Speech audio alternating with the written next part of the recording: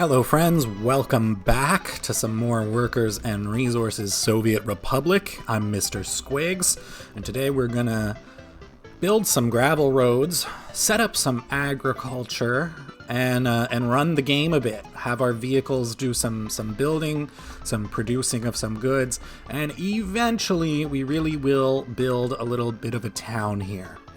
So, first thing I'm going to do, I'm going to go here to this sort of coal mining region, this coal and gravel mining region. I'm just going to sort of recenter and rename.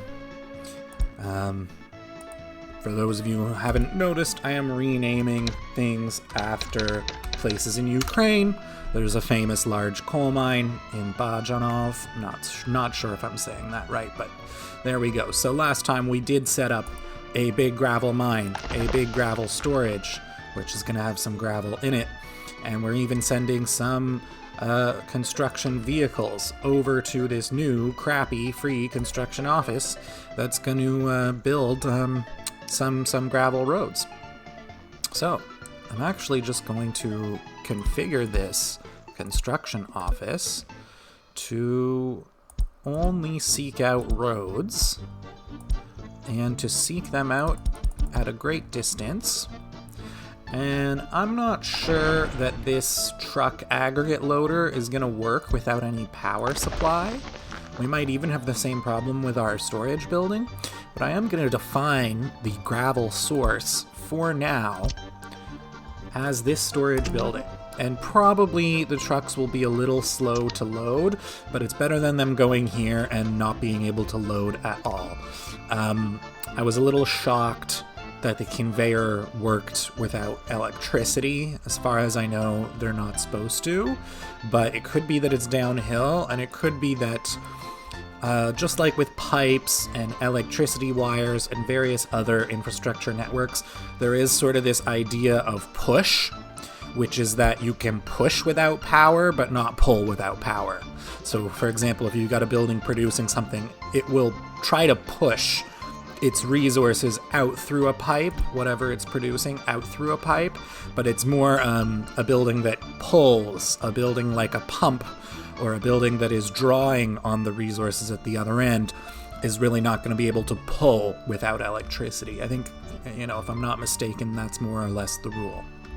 So, before we do anything else, I wanted to find a big, flat area, not too close and not too far, I guess it's going to be over here somewhere, to set up some starter agriculture. And maybe I'll even keep this one long crossroad right here. Do I have some vehicles ready here to do some terraforming? We do. So I might speed ahead as usual, do just a little tiny bit of terraforming, and talk about some agriculture.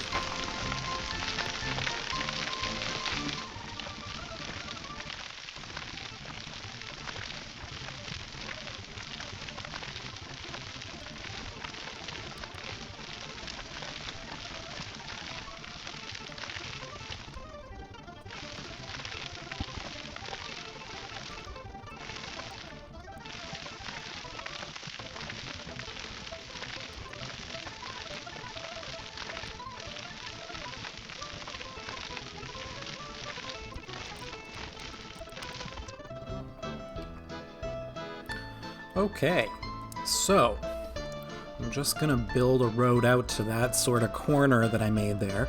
I'm really just, like I said, I'm not gonna flatten the entire map, but I am going to generally try to flatten when I put important infrastructure, such as roads and especially railways, because just like with buildings, if I don't do that and I build one near a contour, it will flatten the ground right under where I build something, and so it will move the contours around, and that can actually lead to some issues in the placement of buildings alongside that infrastructure. So I do want to avoid that. And just as you saw, I wasn't able to completely. This placement is a little confused here of this plant, but I might just for now go around it with this road. And earlier...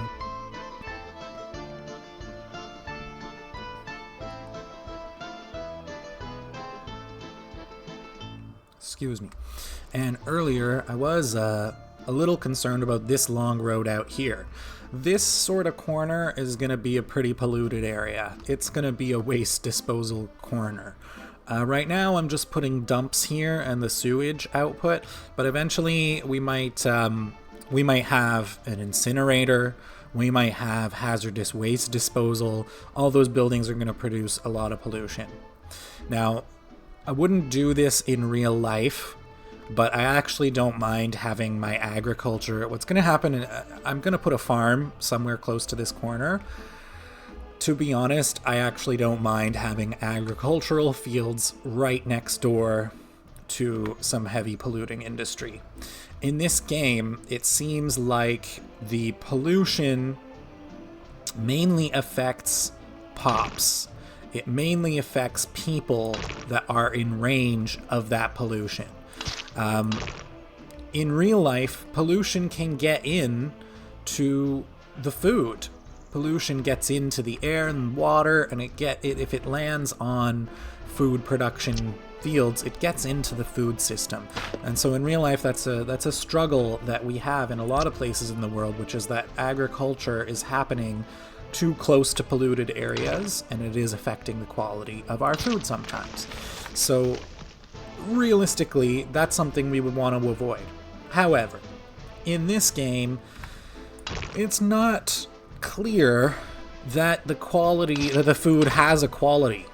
First of all, food produced in a polluted area is not necessarily any different. Once we've produced crops, crops are crops. They are basically atoms. They are the same everywhere, as far as we know.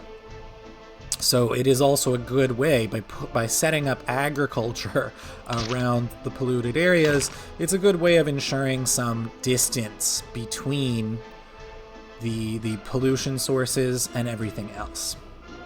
So what am I doing here? I either flattened my terrain crookedly or I'm building my road crookedly. Helps to zoom out sometimes. So yeah, if that's not even a right angle that I've got there. Okay.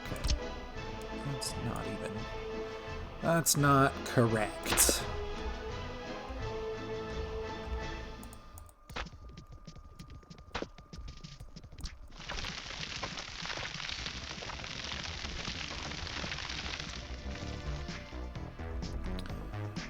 Right, and you can see, if you look here, I cheated a little beyond where I had terraformed, and you can see what I mean.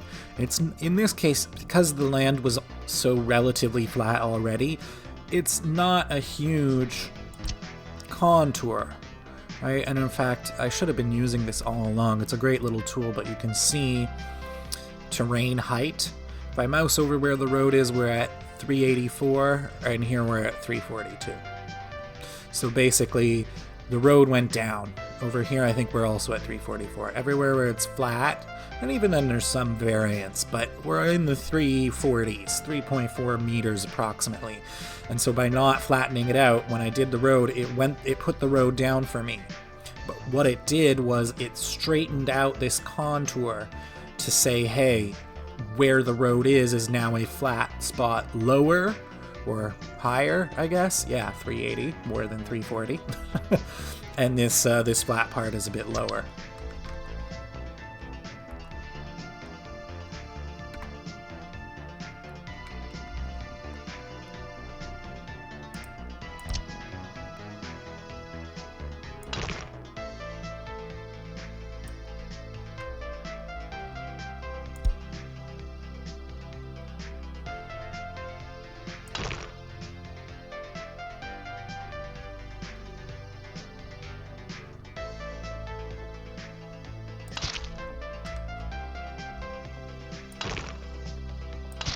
Okay, that's not bad.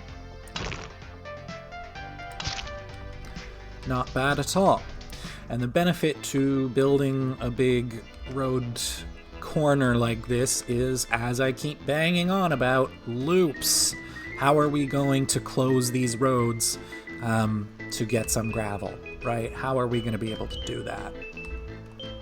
So now I'm taking a significant risk here because my plan basically is to get some agriculture going in the spring and not actually invite any immigrants to live here until we've got the harvest starting.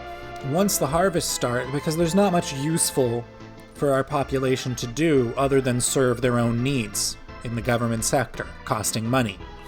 So my real plan is to wait till the fall, and then once I've got trucks bringing crops over to this warehouse, I'll probably build this stuff at that point. I'll start actually building the town and busing residents into this area to turn the crops into an export product. But I am going to try to minimize cost as much as I can for as long as I can. And month after month, paying for gasoline, paying for food, paying for everything that our citizens are going to need. It's a significant cost. So the risk I'm taking is that there's no way to automate firefighting. Fire department, I think I put one here somewhere, it's absolutely going to require workers. And it's sort of an exception to the rule because the ambulances, the way they've set up the clinics, the hospitals, the fire stations, yes, the vehicles don't technically need workers to drive. If I've got a fire truck and no workers, it will drive to the site of a building that's on fire if it can reach it, sure. But once it gets there, it's not going to perform the job of fighting the fire if there are no workers at its home base building. So that's the idea. You've got to staff that with workers. So we are going to be taking a bit of a risk for about 6 months because we're paying for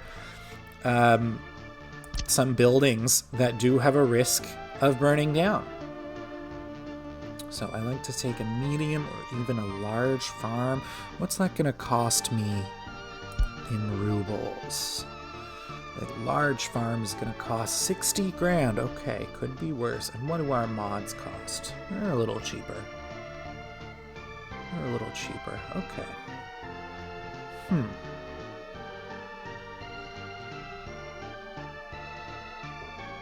Okay. I think I'm going to go with this large farm here.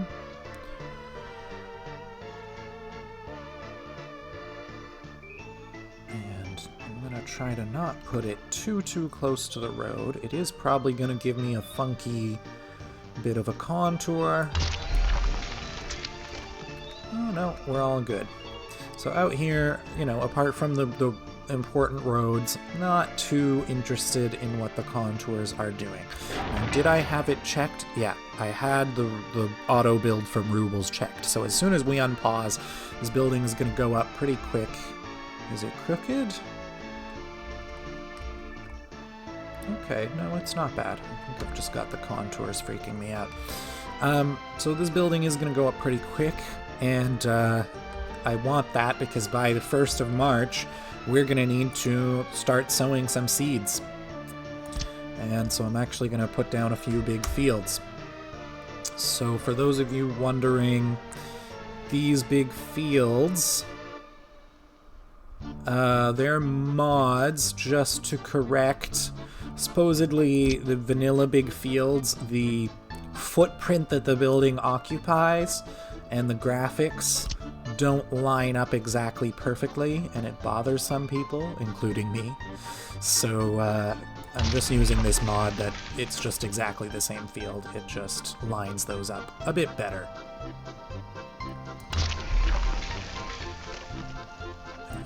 Put a bunch of big fields going out along our roads first.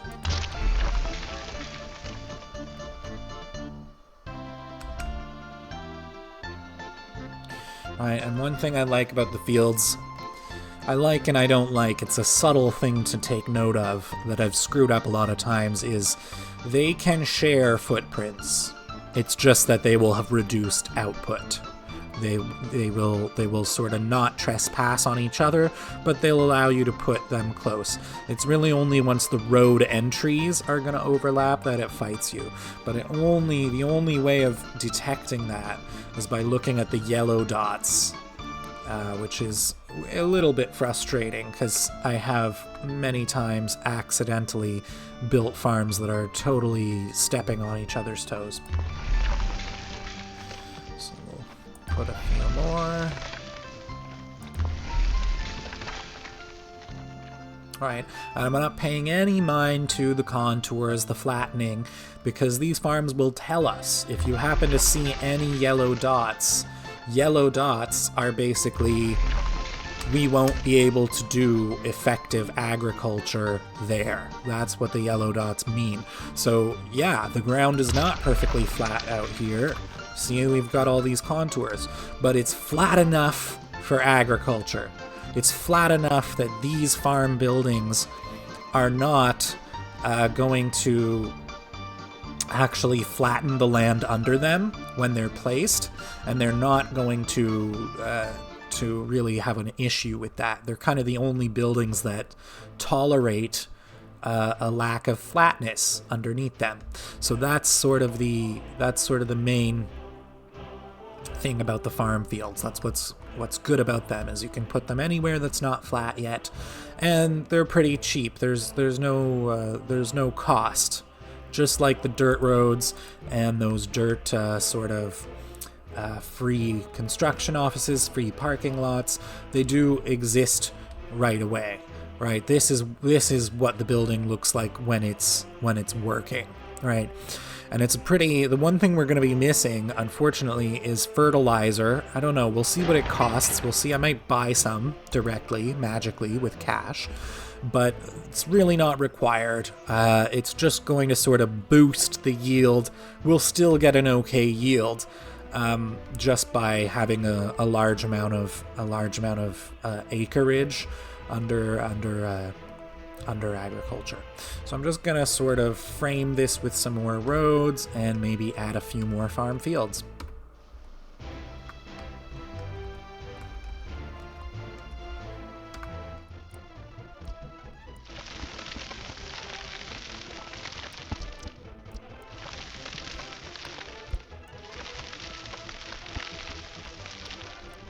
And I accidentally terraformed from cache there, which is something I'm always trying to avoid.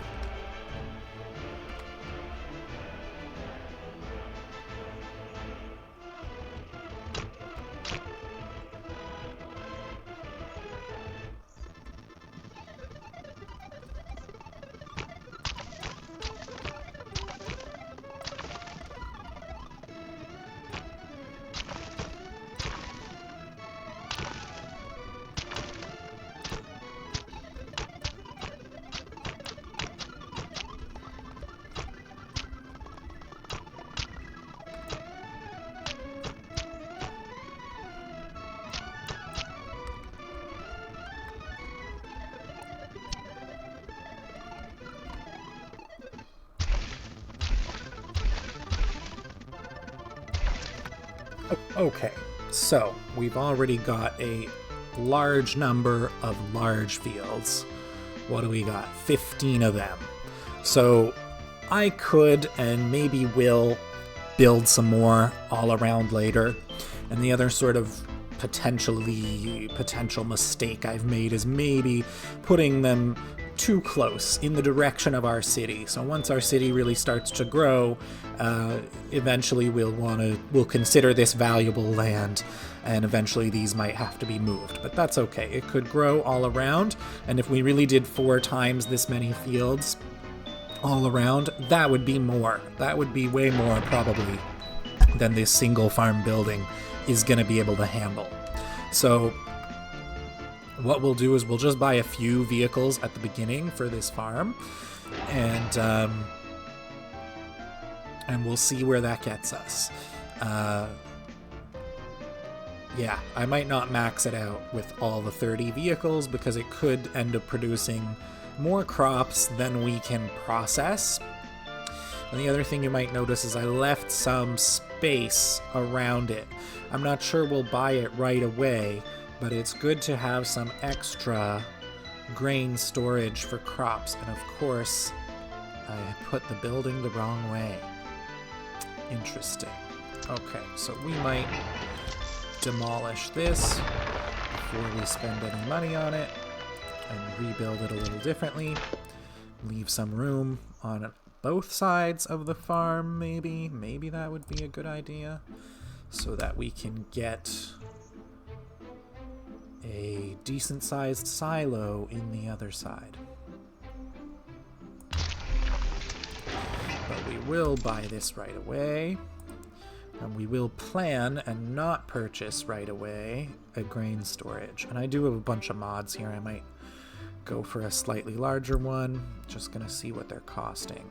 See, oof, that big one's really expensive. Even the vanilla is 30 grand. Okay.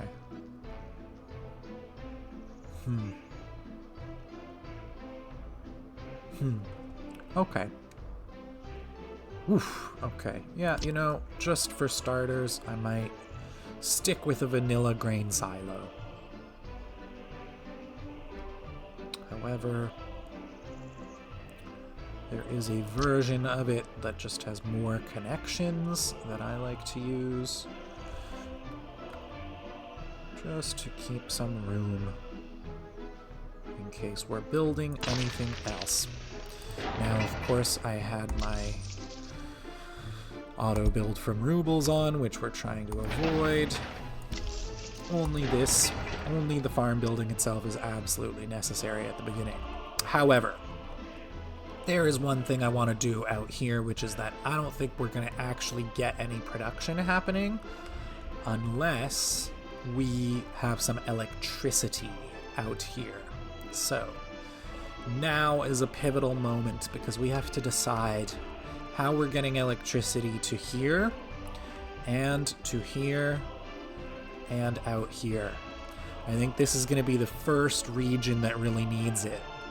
So if I'm building a grid and a power station, what might happen is once I have a population, as soon as I have a population here, I'm going to be busing them out to two places. This port area here in Odessa and our Bajanov coal area, this bus stop here. So these three sort of areas, our port, our town, and our coal and gravel area, these are probably going to be connected to an electrical grid. I'm probably going to actually build some power lines, but I'm probably going to build a coal power station near our coal producing area. And because the demand is going to be so incredibly low out here at this farm, I might just do a windmill. I'll put back on auto build rubles, might look at some green energy. And this is another corner that we're kind of cutting a little bit, which is, I wonder if a small is enough. Anyway, these green technologies are supposed to be unlocked by research. And I do have a mod of a very, very nice modern one that is frankly competitive on cost with some of the dirtier fuels. Same thing with the solar. But I might just to get us started, get one of the vanilla, older, crappier wind turbines that did exist for a long time. And again, it's just like coal mining and people knowing where the deposits are. They've been using wind power to pump water on farms for hundreds of years, so I don't think it's terribly unrealistic to just get one little wind power plant. The thing I want to check up on is how much electricity this place is going to use. So, you know, I might run the game and let this get built. And it's going to take a few days.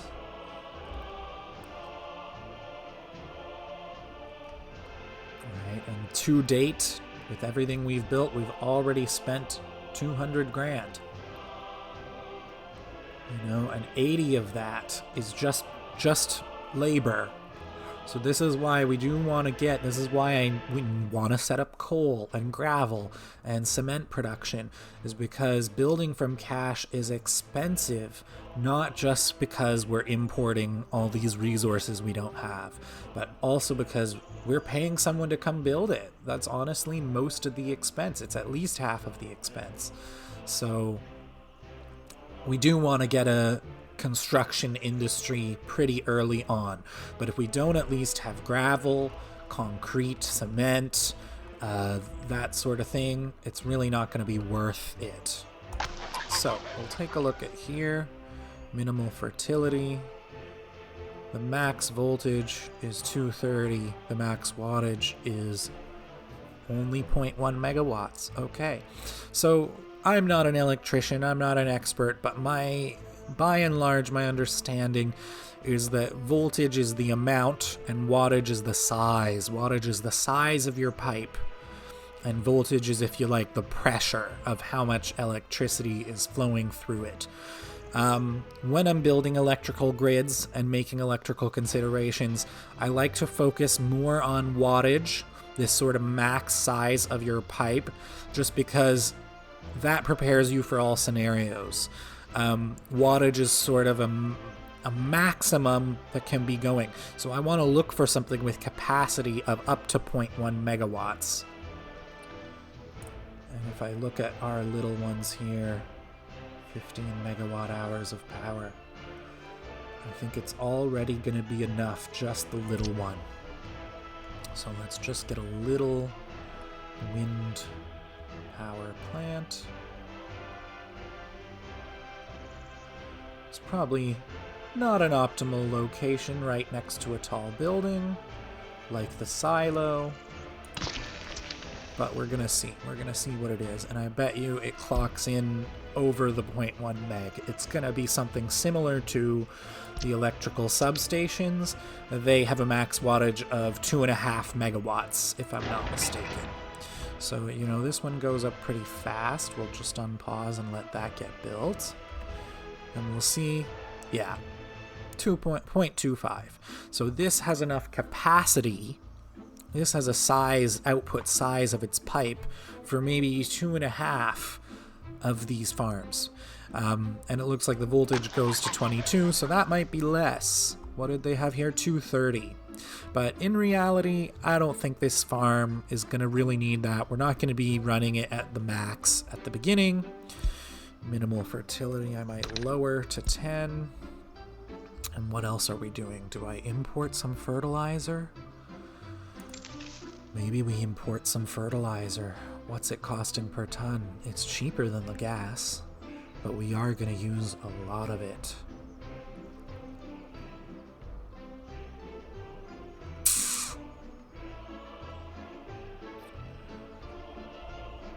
Okay, and we are auto-searching for fields. And I am gonna, first things first, we're gonna buy some vehicles. So I think this American Matador is the best harvester. See, the harvesting speed of this CK4, I guess it's SK4, is only 24.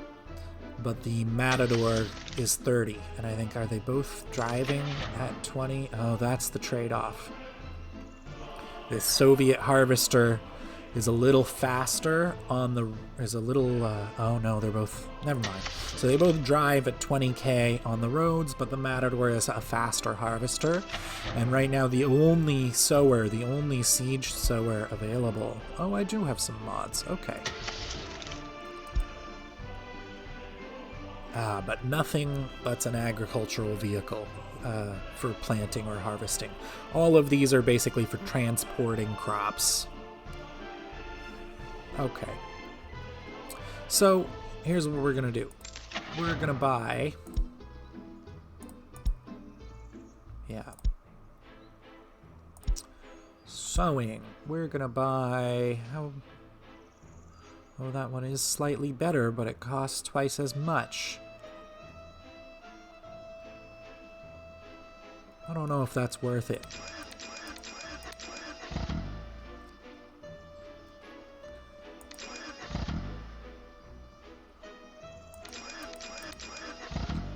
Okay. The sowers are notoriously slow, so I like to get a lot of them at the beginning. The other thing we're buying from here, and I wanted to sort by total capacity. I love this mod. I'm going to try to link to this. It goes shockingly slow, this vehicle, but it just carries a ton of crops. 50 tons to be precise. And it's particularly useful when you're just starting with one farm building in the middle of nowhere, because we've only got these 30 parking spots, right? If we get some really tiny vehicles that only carry 1 ton of crops, yes, they'll go faster, yes, they'll do more trips, but they're just not suited to this world that we have set up. The life of this vehicle is going to be spending a lot of time sitting on the fields loading up crops, and a lot of time sitting in the farm building unloading crops. And then what do we have in between are these crappy mud roads that might be among the last roads in our city to get upgraded. So it's never going to go above, what's the speed for mud roads? 35, right? It only goes 40. It only goes 42. But that's no trouble, because the road network out here won't even let it go that fast. So it's okay that it's a slow, lumbering vehicle, and I like the advantage that it carries a ton of crops. Honestly, 3 might be enough, 4 might be enough. So, the other thing we're going to purchase... I could wait. There's an argument to be made for waiting to make this purchase, but I am going to go ahead and get some harvesters. I like this sort of lighter green color, and we're going to buy some Western agricultural technology here. We'll get 5 of them. It is a bit faster than the sowers, if I'm not mistaken. You know, I think the speed levels that they give, it's not exact. It varies by what the vehicle actually is, but it's got some relationship with the true kilometers per hour. At least that's what I notice. These sowers, they sow much slower than the harvesters harvest. But we're going to monitor the situation as those vehicles get out and do some work. There's one other building around here that we're going to need that's very, very important. Maybe some of you have guessed, but we are looking at another free little gas station if we can.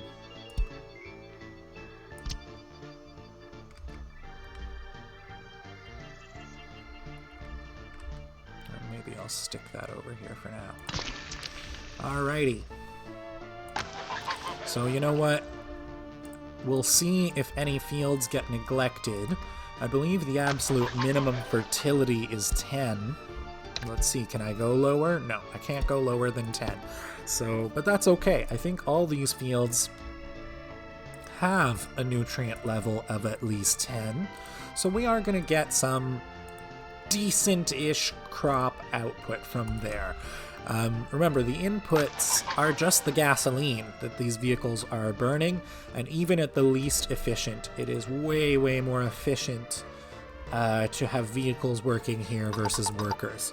We can work these fields with workers, but I'm specifically turning that off. It's not an efficient use.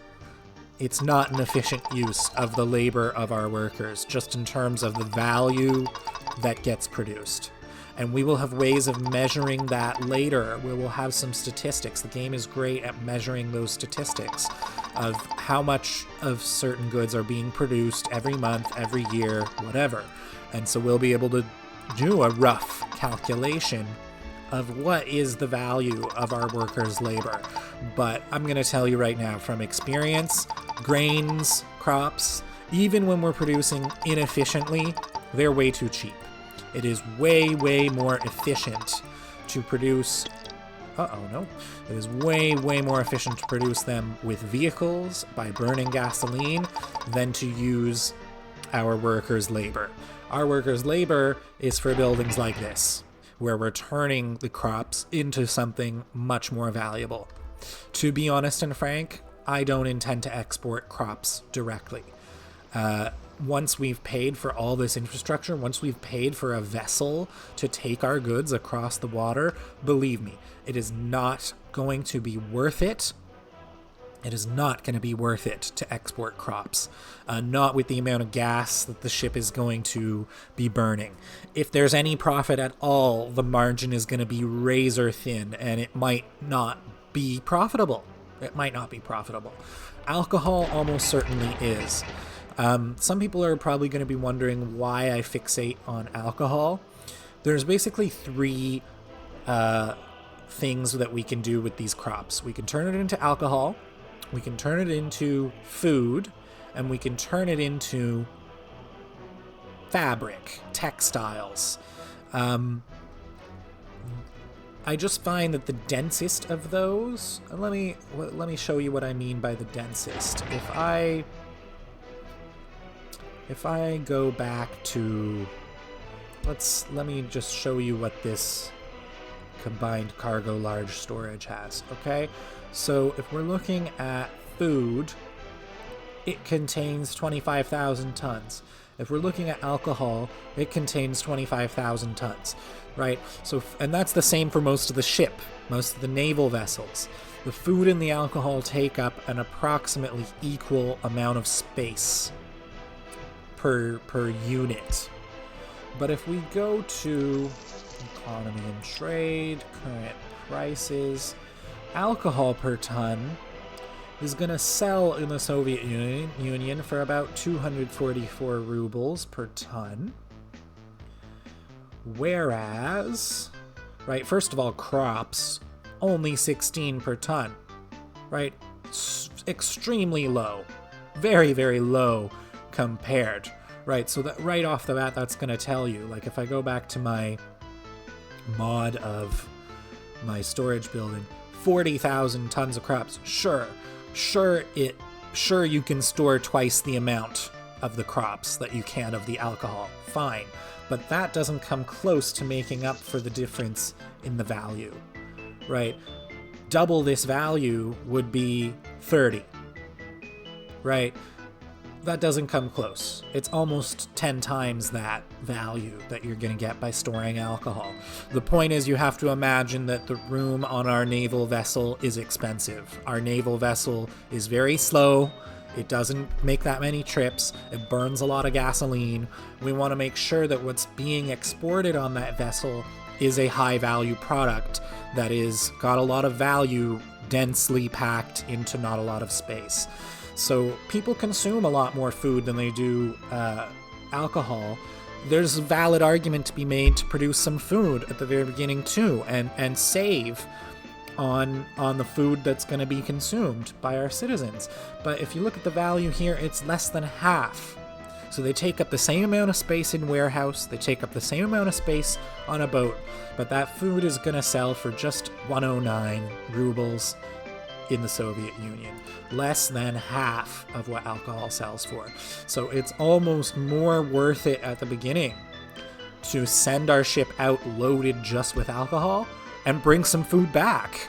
Save on the cost of delivery and actually import our food at the beginning, even if we're a major crop producer. It's going to depend on a lot of things. It's going to depend on the electricity we have available. It's going to depend on how much money we have left and whether we can build other production facilities. It's going to depend on how many free workers, how many unemployed workers we have. But it could be that we'll set up some food production, some cloth production. I haven't looked closely often, to be honest, at the fabric.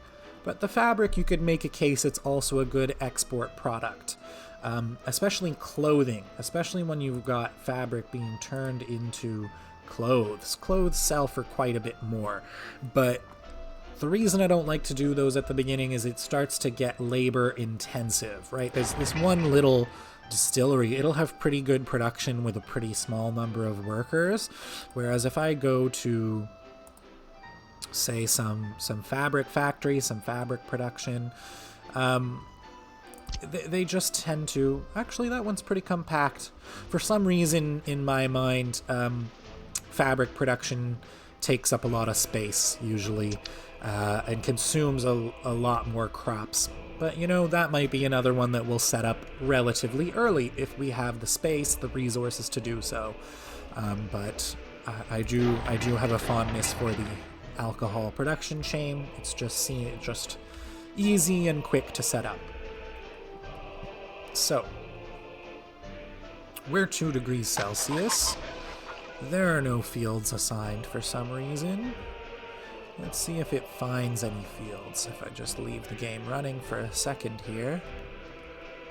It might not. And is it still saying there's no power? No, it has the power it needs. It has the power it needs. And we can tell too because this...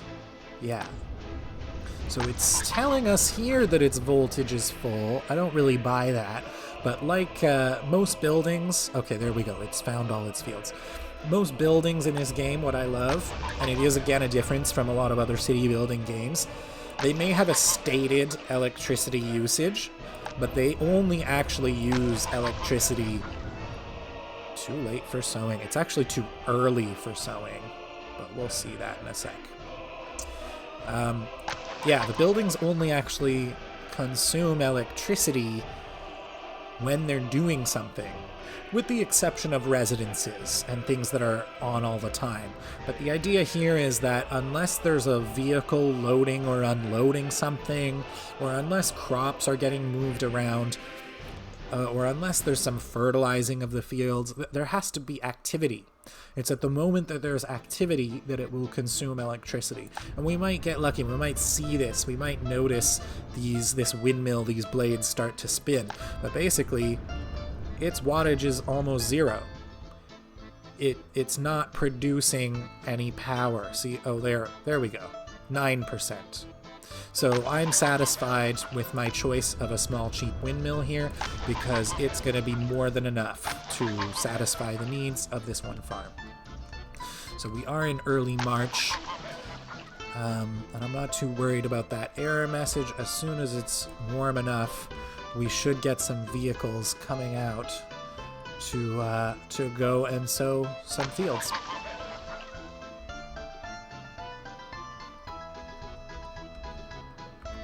And we do have a bit of nighttime happening here. And I do want to go back and check on here. These vehicles are going to get gasoline, and for some reason, they're not going here to this closest one. Why aren't they? Where are these guys going? They are going to build things. No. Bad. That's a very bad thing. Roads and footpaths only. What are you building? I'm tempted to let them just drop off some gravel. What they're doing is, I've accidentally had left buildings and factory connections on here, so my dump trucks noticed, hey, we can go pick up some gravel, and there are lots of construction sites demanding gravel. So I think that's what they're doing. They are going and they're transporting some gravel to construction sites, and I might just let them do that. But as soon as they've done that, I'm gonna totally turn off everything that's not a road, which is really everything. I haven't put any gravel roads yet, but there, all these buildings, they have been found, so to speak, by the, and those ones too, they've been found by this construction office, and it's going to try to build them because it had this auto search on. I want that on, but realistically, I don't have enough parking spaces here for all the various machinery that's really required to build these buildings. I just have enough for roads, for gravel roads. So that's really why I want this one to just be for gravel roads and footpaths. So once I'm sure that these two are empty, that they've dumped their loads, I might exit from there. Where's the other dumper?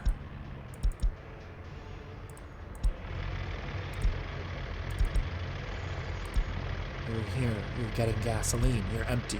Great. So I'm going to cancel all of these assignments. And when a vehicle's out on an assignment, and it's not terribly realistic, but if you cancel an assignment, it brings everything right back automatically to the construction office.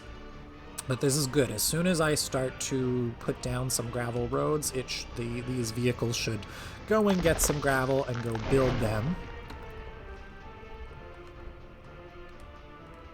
And I want to see here if we're actually sowing. We're sowing!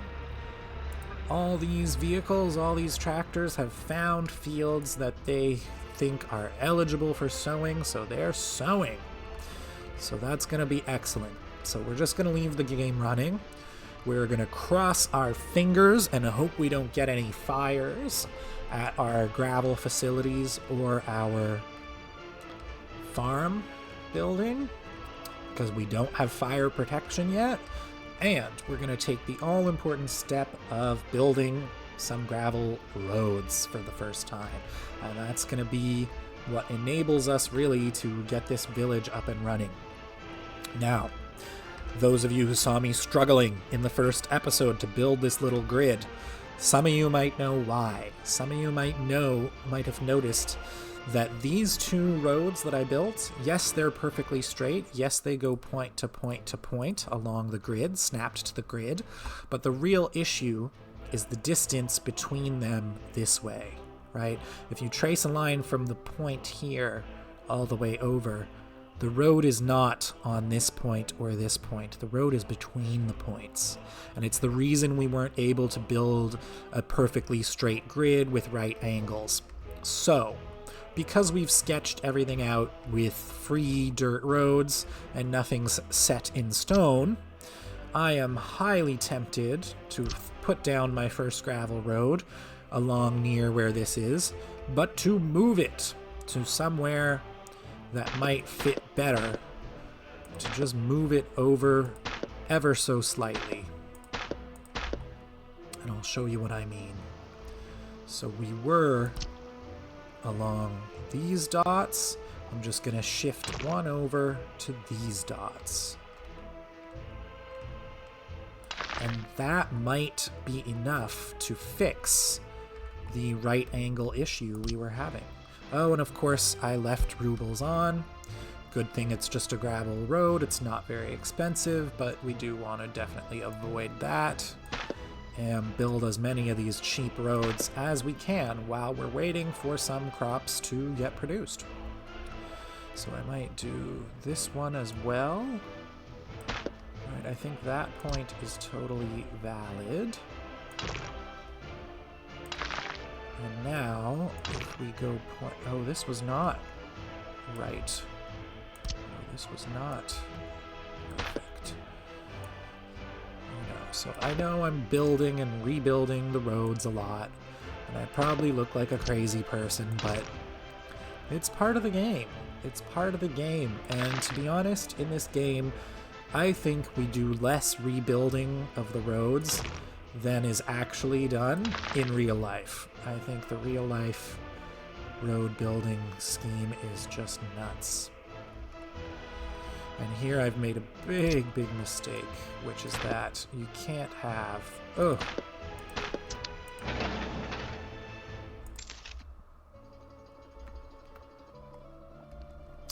You can't have intersections too close to each other. So now I'm paying to remove a road I just paid to build because the end of the road was too close to where I wanted my intersection to be.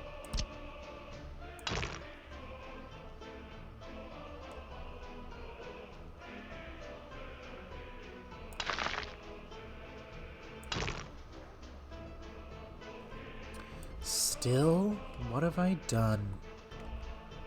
What have I done? I can't go point to point like this? Interesting. Interesting.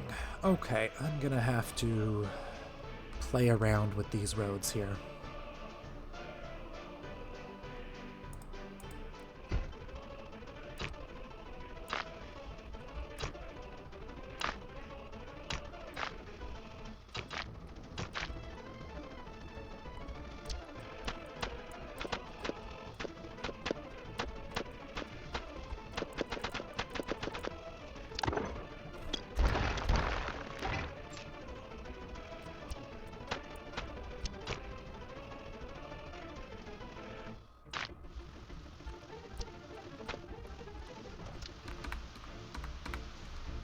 Okay, so if it were funded from rubles, it's still a significant amount. Just for gravel, no asphalt, but because of the length of the road, the amount of roads I'm building there, that would already be 44 grand. So you can see why I want to get my downtown roads, at least in gravel, that I've produced myself. It's gonna be a huge savings. The gas consumed to produce the gravel, it's not gonna come close to what these roads would otherwise cost. So if I go ahead and start construction, theoretically these guys have a clear path, at least to that first one, and there we go, they do. So they're gonna go and build that, and then they're gonna detect these other ones, and so they'll build out from there. And you'll see what that process looks like. Now, I wonder if you can tell how far along we are sowing. There's an argument to be made to get more sowers. The sowers, the tractors that sow the fields, they are so slow that you might not get 3 fields sowed by the same machine in springtime. I think all you can get with these cheapo early ones is 2. And that's why I was happy to have fewer sowers than fields. It also depends how far the field is, because they waste a lot of time getting to it slowly. So I know my number of fields and my number of sowers is not exact, but you'll see it'll take a while. We might be the end of March by the time they're even done their first field. So some of them will move on to a second field, but this might be enough, and maybe we'll add a few more, but we will have time. We will notice. They will all turn brown like this, so we'll be able to tell apart clearly the fields that have been sowed and the ones that have not. And so we'll see if the number of vehicles I bought is enough to sow more fields, then I'll sow more fields. And likewise, when we hit autumn, we'll monitor. We'll see the rate at which our harvesters are harvesting, and we'll see, do we need to buy a couple more to get our crops harvested before the winter comes and kills them all. But there we go. So this stuff I'm probably going to have to rebuild. Once these roads get kind of finished, I'll do some more. It'll be pretty slow at the beginning, but there you go. You can see dump trucks already bringing resources to build some roads over there. And I wonder if, just to speed things up a little bit, if I do another little free...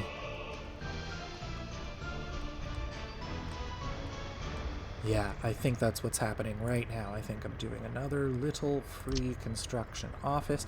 I think the game limits how many of these I can put, but it's not unrealistic. It's humble beginnings here. We are just requiring a dirt parking lot, basically. And I think I'm going to fill this mostly with dumpers. Let's get 3 of them. And maybe I go with a slow one. Maybe I spring for one of these big ones that can deliver a ton. 25 tons of gravel at once. It's very expensive. It's just a tough pill to swallow.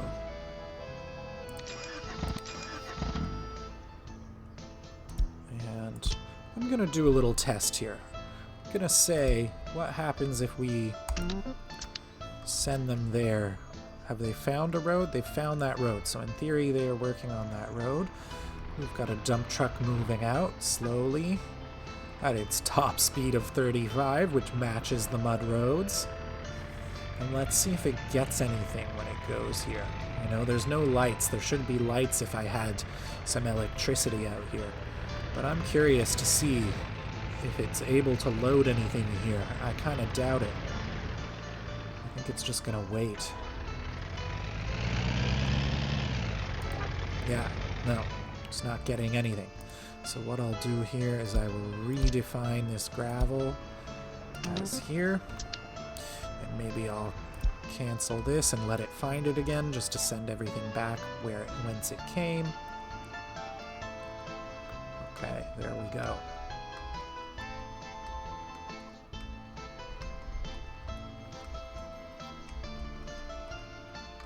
And I love that we do have just the beginnings of civilization. Some lights on the farm, some lights on our farm vehicles.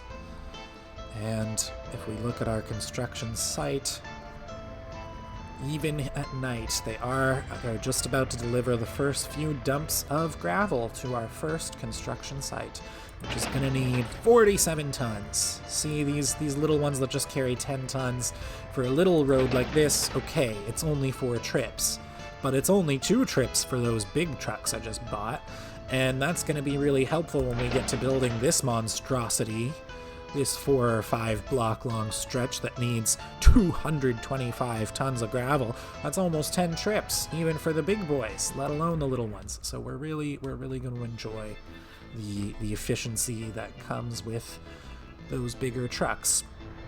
However, once we've got gravel roads everywhere, those bigger trucks are going to be a pain because they're going to keep trundling along at 35k while our smaller dumpers are going to make full use of the 60k limit on the gravel roads. So that's why I like to not put all my eggs in one basket, get a diversity of those vehicles at the beginning, because hopefully they do last at least 10 years, if not longer, those vehicles, and it's expensive to replace them. I'd rather keep them working somewhere else, repurpose, reuse, rather than completely replace. The other thing I would normally do with a real construction office is to not have these slow vehicles drive themselves. Get a big, a flatbed trailer and have them. There's a checkbox here, deliver mechanisms only with trucks. If you have a flatbed trailer with a higher speed, it will load these on automatically and it will take them out to the construction sites. And I will do that pretty soon. But again, when we live in a world of mud roads, I think the benefit to doing that is kind of minimal. Those flatbed trucks early on, they tend to be like the dumpers. They'll have a max speed of about 70k. So they're already worth it in a world where we have a lot of gravel roads, but on mud roads where you can only go 35, it's like my sowers and my harvesters on the farm roads. The 20k, I don't want to spend lots of cash to increase this by 50%, right? I'm going to spend my money when these can be going twice as fast, 3 times as fast as they are, and causing traffic. And I think the reality is, maybe we'll see it here. Yeah, they do slow things down a bit, but I think the reality is most of the time it's not a big deal anyway. Whereas this guy delivering gravel to is delivering it to the same place where this bulldozer is going. But gravel roads are super simple to build. There's only two segments, delivering the gravel and smoothing the gravel. So it will always be a bulldozer or an excavator that just goes down the line and smooths the gravel out. And once we've got all the gravel delivered and all the gravel smoothed, that's it. The construction cones come away and the site is open for business.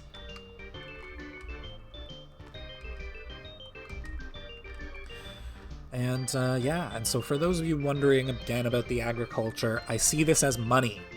This is our revenue right here. This is money that we are sowing and growing in these fields. And so that's why it was really important to me. You have a finite window of time to do your sowing in the springtime. I think by the time we've hit May or June, it's going to be too late, as soon as it detects, right? Unfortunately, this game only has one type of crops. It would be nice if there was a bit more nuance to the agriculture, and maybe that will come someday, but the growing cycle is reasonably short.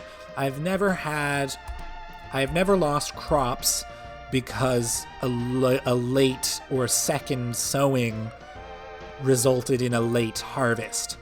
Usually the bottleneck is the speed at which my harvesters are harvesting and the speed at which my trucks are bringing the harvested crops from the fields. That's usually the bottleneck, not the growing time itself.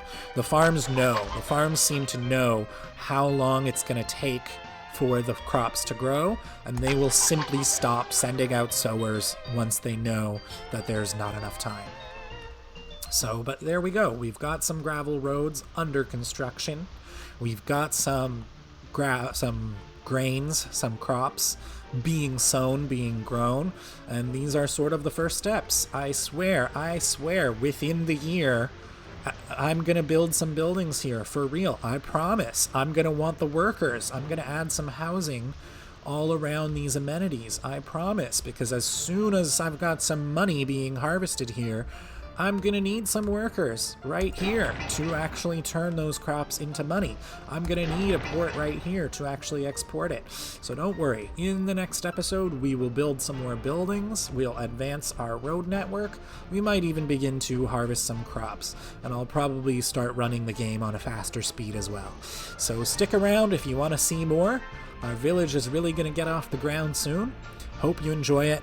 I'm Mr. Squiggs. See you next time.